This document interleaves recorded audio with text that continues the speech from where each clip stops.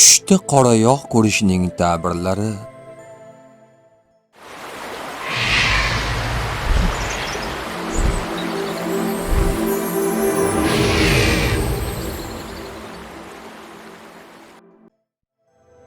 Ibn Sirinning ta'kidlashicha, tushdagi qora yog' g'am, anduh va qiyinchilikdir.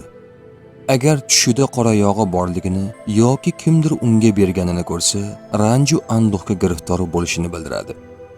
Agar qora yog' ichganini ko'rsa, oila sababli g'am va anduhga tushishini bildiradi. Agar qora yog' sotganini, birovga berganini yoki uydan chiqarib to'kkanini ko'rsa, g'am va qayg'udan qutulishni bildiradi.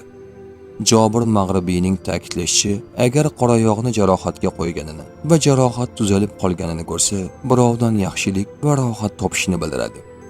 Agar libosi qora yog' bilan bo'yalganini ko'rsa, undan badnomlik hosil bo'ladigan bir ish sodir bo'lishini bildiradi. Tush ta'biri bashorat emas, barcha narsani bilguvchi yagona zot Allohdir.